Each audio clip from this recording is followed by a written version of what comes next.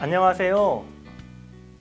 믿음 성장 학교 신앙 다지기 편 강의를 맡고 있는 이민우 목사입니다. 지난주에 우리가 1주차 내용을 배웠고 이번 주에는 우리를 구원하시는 예수님이라는 제목을 가지고 함께 그 내용을 알아보고자 합니다. 여러분 한 주일 동안 복습 많이 하셨는지요? 우리의 믿음이 어떤지, 하나님은 어떤 분이신지, 또 우리는 어떠한 존재인지를 아는 것이 참 중요하다라고 말씀드렸습니다. 오늘도 그의 연장선상에서 우리가 함께 예수님에 대해서 배워보고자 합니다. 오늘도 또 큰 은혜를 누리시며 예수님이 어떠한 분이신지를 깨닫고 우리는 또 예수님과의 관계 속에서 어떠한 존재인지를 깨닫는 그런 복된 시간이 되기를 주님의 이름으로 소망합니다. 오늘 제목은 우리를 구원하시는 예수님입니다. 우리는 이 과를 통해서 우리가 1과에서 하나님과 우리와의 관계를 대해서 배웠다고 한다면은 이 두 번째 과에서는 예수님과 우리의 관계에 대해서 배워보고자 합니다. 앨런 페이튼이라는 사람이 지은 당신의 땅은 아름답다라는 책에 보면 올리버 판사의 섬김에 대한 그런 아름다운 예화가 등장합니다. 이 남아프리카 공화국에서 흑백 차별이 한창 심했을 때의 이야기인데요. 이 흑인 교회인 성시온 교회에 고난주간에 성찬식을 거행하게 되었습니다. 그런데 이날 저명한 백인 판사인 잔 크리스티안 올리버를 초청했습니다. 그날 예배 순서 가운데에는 세족식이 있었는데요. 이 세족식에는 자기가 고마워하는 사람의 그 발을 씻어주는 행사였습니다. 이 고난주간을 맞아서 예수님의 사랑을 기념하고자 또 서로에게 그 사랑을 나눠주고자 계획한 것이었죠. 올리버 판사는 그 순서가 모른 채 참석을 한 상황이었는데 자기 차례가 오자 사람들의 예상을 뒤엎고 한 흑인 여성 앞에 대야를 놓은 채 무릎을 꿇었습니다. 여러분, 아까 말씀드렸듯이 이 흑백 차별이 심했다고 하는데 이 흑인 예배에 참석하는 것조차도 이 백인 사회에서 지탄을 받을 수밖에 없는데 너무나도 당당하게 흑인 여성의 발을 씻어 주려고 해왔다는 것입니다. 그런데 놀랍게도 그 흑인 여인이 누구였냐면 이 올리버 판사의 집에서 30년 동안 종으로 일하고 있었던 마르다 포토인이라는 여자였습니다. 그녀는 올리버 판사의 집에서 종으로 일하면서 그의 아들과 딸들을 돌보았고 그 가족들의 발을 씻겼습니다. 그런데 그 흑인 여종 앞에 이 판사가 무릎을 꿇게 된 것이죠. 그 흑인 노예도 울고 이 올리버 판사도 울고 갑자기 온 예배당이 숙연해지게 되었습니다. 이 사실이 알려지자마자 이 백인 사회에서 이 올리버 판사의 문제를 크게 삼았고 결국 올리버는 이 판사직을 박탈하게 되었습니다. 그러자 흑인 교회 그 성시온 교회의 담임 목사님이 너무나 미안해서 그의 집에 찾아갔을 때에 이 올리버 판사가 이렇게 이야기를 했습니다. 고난주간에 당신의 교회에서 행한 예식에 참여할 일은 나에게 판사로서 어떤 일들보다도 가장 중요한 일이었습니다. 더는 그것에 미안해 하지 마시기 바랍니다. 이 앨런 페이튼, 이 저자는 이 일화에 대해서 다음과 같이 기록했는데요. 아주 멋있는 말인 것 같습니다. 어떤 말이냐면은 그는 자기의 직장을 잃었지만 그 순간 잃어버린 영혼을 찾았습니다. 자기의 직장을 잃었지만 잃어버린 영혼을 찾았다라고 기록하고 있어요. 예수님의 사랑을 실천한 올리브는 이 흑인의 가슴에 사무치게 못 박혀 있던 백인에 대한 증오심을 누그러뜨리는 시작이 되었습니다. 그리고 백인에게 성찰의 기회를 줌으로써 흑인과 백인이 안고 있었던 그 갈등 해소에 크게 이바지하였습니다. 이 예화는, 이 올리버 판사의 이 예화는 예수님의 사랑이 얼마나 큰 힘을 발휘하는지를 우리에게 보여줍니다.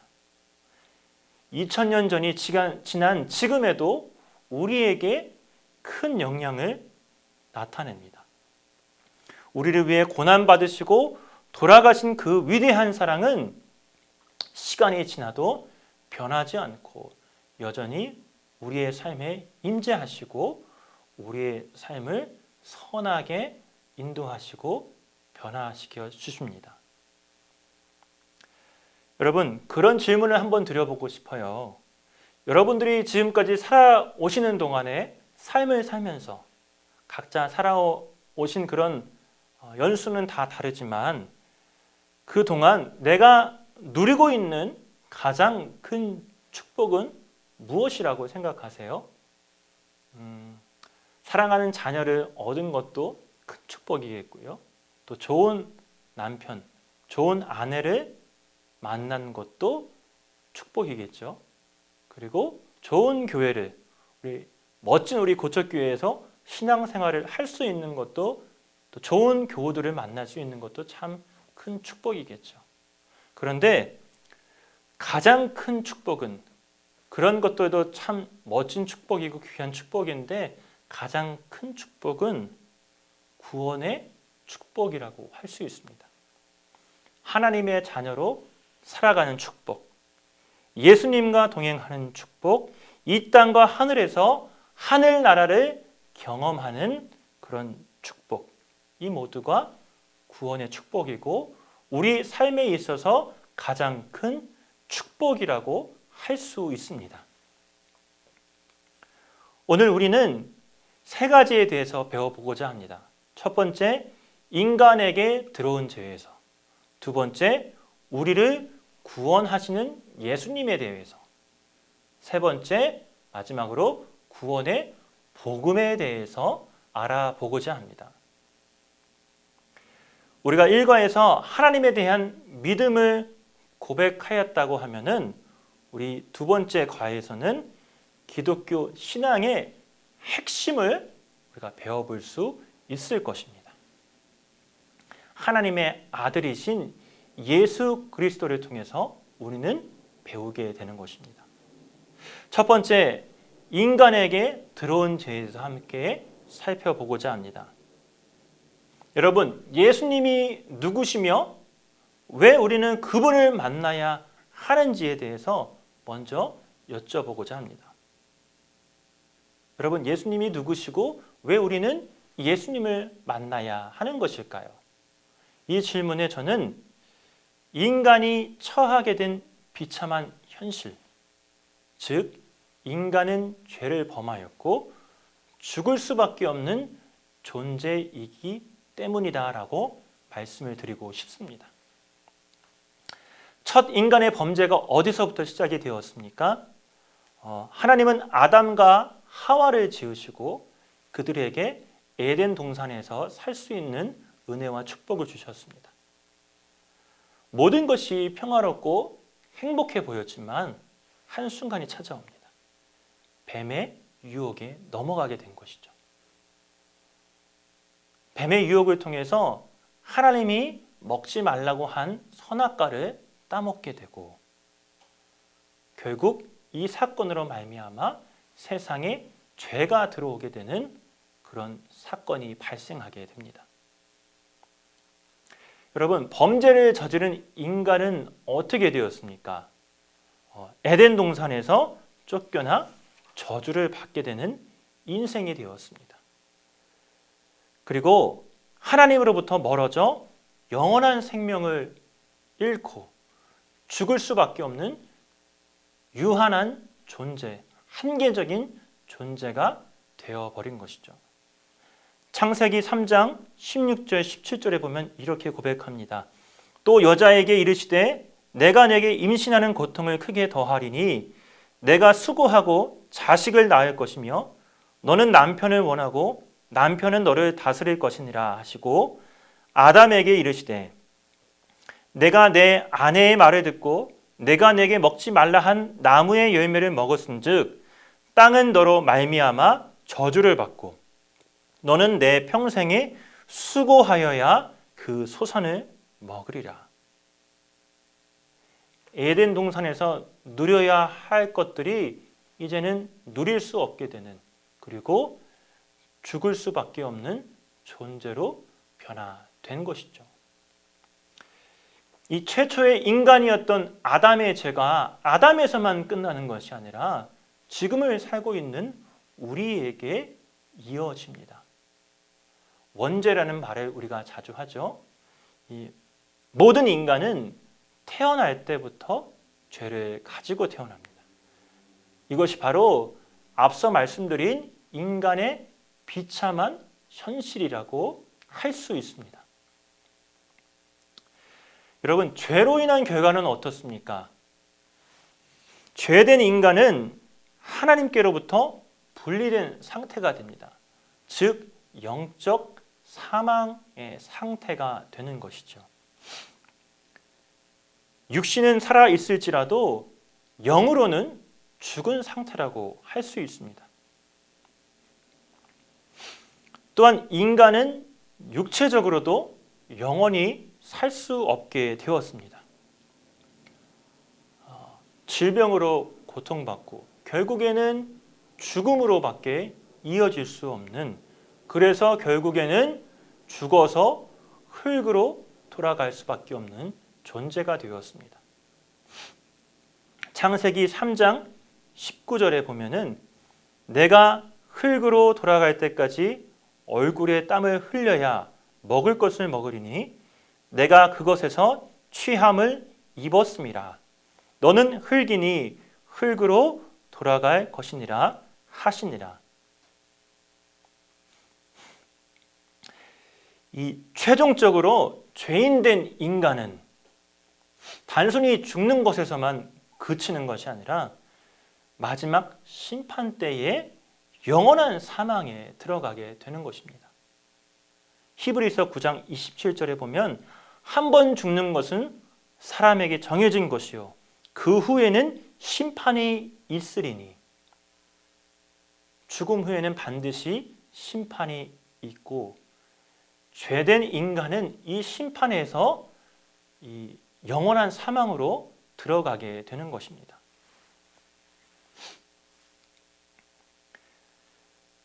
사람들은 이 죄의 결과로 인해서 이 죽음과 고통의 문제를 스스로 해결하고자 노력하였습니다. 그래서 많은 종교들이 탄생하고 발생하게 되었죠. 이 유교에서는 이 죽음 이후의 것들보다도 살아있는 동안의 삶의 문제를 해결하라고 가르칩니다.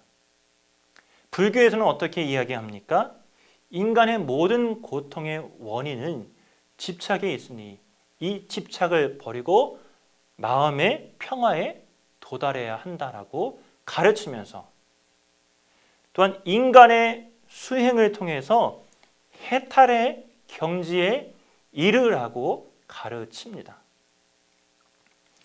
이러한 타 종교들이 가르치는 그 가르침들에는 이 하나님의 초월적인 도우심을 통해서가 아니라 이 인간의 수고와 노력과 행위가 그 구원을 이룬다라는 그런 소극적인 방법을 가르친다는 것입니다.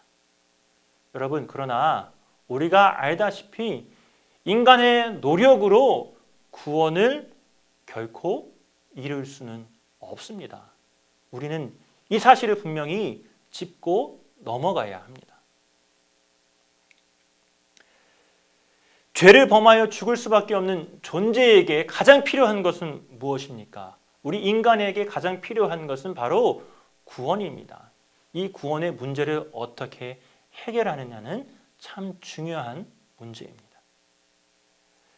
하나님께서 우리에게 사랑을 베푸셔서 우리가 일가에서도 배웠듯이 우리는 하나님의 걸작품이라서 존귀하고 보배롭게 여기시고 사랑하신다고 말씀하셨는데 우리를 사랑하시기에 그 사랑을 베푸셔서 인간이 구원을 받을 수 있는 길을 알려주십니다. 그리고 그 길이 무엇인지를 알고 받아들이는 것이 기독교 신앙의 핵심이고 바로 그것이 복음이라고 할 수 있습니다. 죄로 인해서 인간은 참 행복하지 못한 그런 삶을 살아가게 되었죠. 그리고 인간의 목적과 그 길이 어디로 가는지도 알지 못한 채 살아가게 되었습니다. 내가 어디에서 왔는지, 내가 어디로 가는지에 대해서도 전혀 알지 못한 채 그 허무한 인생을 살아가고 있다라는 것이죠.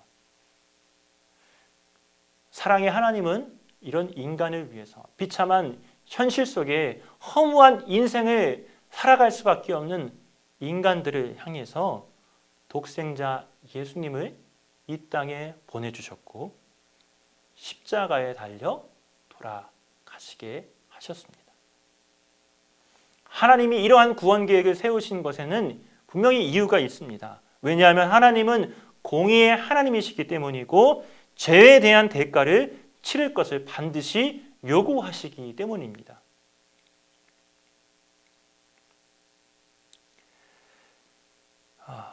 히브리서 9장 22절에 보면 이런 말씀이 있습니다. 율법을 따라 거의 모든 물건이 피로써 정결하게 되나니 피 흘림이 없은즉 사함이 없느니라. 피 흘림이 없은즉 사함이 없느니라. 죄를 사하기 위해서는 누군가가 죽어야만 한다는 것이죠. 인간은 모두 죄인이기 때문에 이 죄인이 아닌 누군가의 희생과 대속이 필요합니다. 그분은 오직 죄와 상관없으신 분, 바로 하나님의 아들 예수 그리스도이십니다. 베드로전서 1장 18절 19절에 보면은 너희가 알거니와 너희 조상이 물려준 헛된 행실에서 대속함을 받은 것은 은이나 금같이 없어질 것으로 된 것이 아니요 오직 흠없고 점없는 어린 양 같은 그리스도의 보배로운 피로 된 것이니라. 하나님은 동물의 제사보다 과거의 희생 제사에서 이 동물의 제사보다 더 완벽한 제사를 계획하셨는데 바로 예수 그리스도를 우리에게 보내사 대신 죽게 만드신 것입니다. 이전에는 여러 가지 제물을 바쳐야 했고 매번 제물을 바쳐야 했던 그런 수고로움과 어려움들이 있었습니다. 그러나 이제는 예수님을 통해서 단 한 번의 희생을 통해서 인류는 죄의 사함을 받게 되었고 더는 동물의 희생 제사가 필요 없게 되었습니다. 예수님은 하나님의 뜻에 순종하고 이 땅에 오셨습니다. 그리고 이 3년간의 공생의 사역을 감당하시고 고난 받으시고 하나님의 계획에 따라 십자가에 달려 돌아가셨습니다. 십자가 죽음을 통해서 이 인류가 가진 모든 죄를 담당하시게 되었습니다. 여러분, 근데 예수님께서 십자가에 돌아가시기만 하였다면은 그 소식이 이 죽음이라는 소식으로 밖에 귀결되지 않는다라면은 기쁜 소식이 완성될 수 없을 것입니다. 그러나 하나님께서는 예수님을 십자가에 못 박혀 죽게 하시고 사흘 만에 그 죽음 가운데서 다시 살리셨다라는 사실입니다. 예수님께서는 죽음을 완벽하게 완전하게 이기시고 성경 말씀대로 부활의 첫 열매가 되어 주셨습니다. 고린도전서 15장 20절부터 22절까지 말씀입니다. 그러나 이제 그리스도께서 죽은 자 가운데서 다시 살아나사 잠자는 자들의 첫 열매가 되셨도다. 사망이 한 사람으로 말미암았으니 죽은 자의 부활도 한 사람으로 말미암는도다. 아담 안에서 모든 사람이 죽은 것 같이 그리스도 안에서 모든 사람이 삶을 얻으리라. 아멘. 예수님께서 부활의 첫 열매가 되셨다는 것은 곧 부활의 예표가 되신다는 의미입니다. 예수님의 부활로 말미암아 예수님을 믿는 자들은 마지막 때에 부활하게 될 것입니다. 부활의 영광을 얻게 될 것입니다. 이것은 완전한 구원을 얻게 됨을 의미합니다. 예수님께서 우리의 죄를 대신하여 십자가에 돌아가셨다는 이 사실을 믿는 사람은 값없이 죄의 문제를 해결받을 수 있게 되었습니다. 이사야 1장 18절에 보면은 여호와께서 말씀하시되 오라 우리가 서로 변론하자. 너희의 죄가 주홍 같을지라도 눈과 같이 희어질 것이요 진홍같이 붉을지라도 양털같이 희게 되리라. 아멘. 죄가 주홍 같을지라도 눈과 같이 희어지고 진홍같이 붉을지라도 양털같이 순결하게 희게 된다라고 말씀하셨습니다. 죄의 문제를 해결받은 것이죠. 그 믿음을 가진 사람은 이제 영혼의 저주뿐만이 아니라 육체의 고통과 질병으로부터 벗어날 수 있게 되었습니다. 이것이 바로 구원의 복음이고 즉 기쁜 소식이라고 할 수 있습니다. 또한 구원의 복음은 예수님의 부활에 대한 증거를 포함한다고 할 수 있습니다. 예수님은 말씀대로 다시 사셨고 예수님을 믿는 사람들도 마지막 날에 부활하게 될 것을 약속받습니다. 이 역시 기쁘고 놀라운 소식이 아닐까요? 그러므로 예수님의 부활을 믿는 사람, 예수님께서 다시 살아난 것을 믿는 사람은 더 이상 죽음을 염려하고 걱정하고 두려워할 필요가 없게 된 것이죠.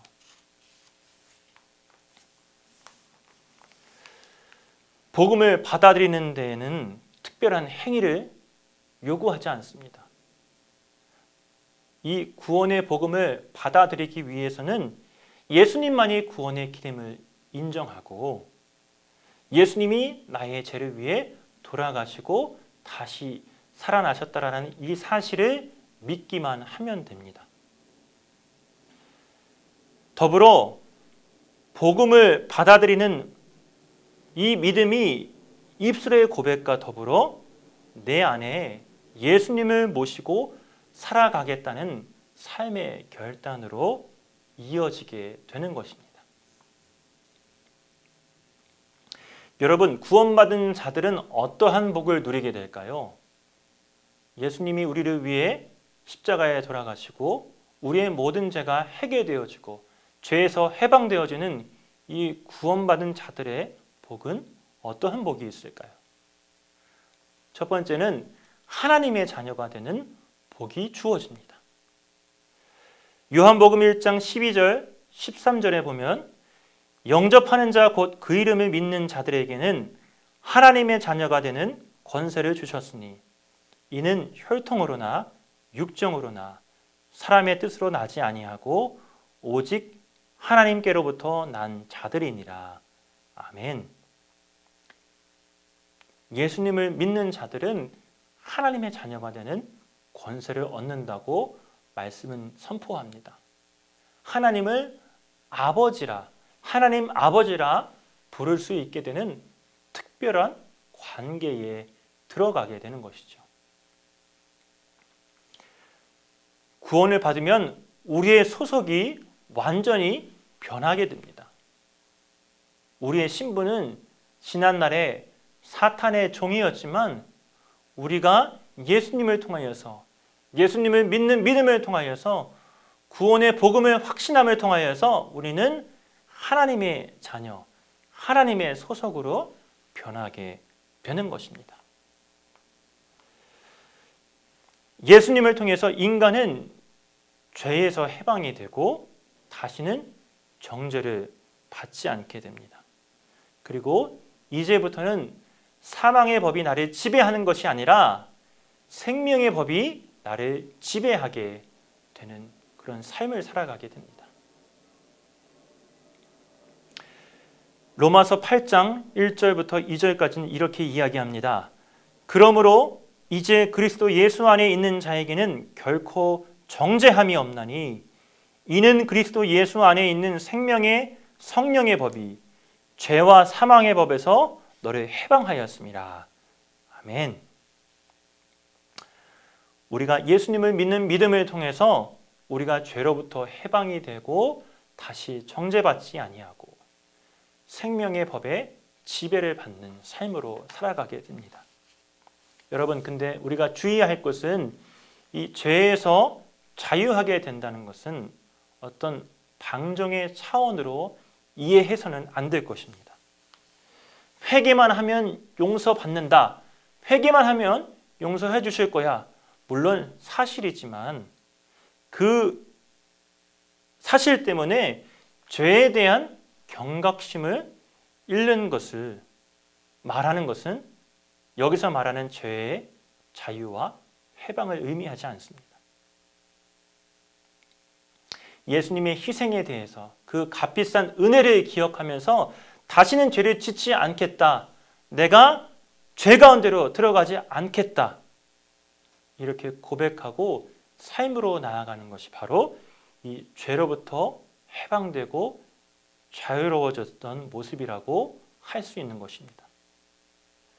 회개하면 용서받기 때문에 마음대로 죄를 지어도 된다라는 그런 의미가 아니라 죄의 권세와 죄의 유혹으로부터 자유로워지는 것을 의미하는 것입니다. 여러분, 이것을 꼭 기억하시기 바랍니다.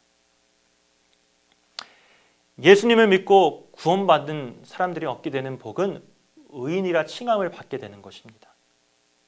그런데 우리의 행위로서가 아니라 하나님의 은혜로서 우리가 의롭다고 인정해 주시는 것입니다.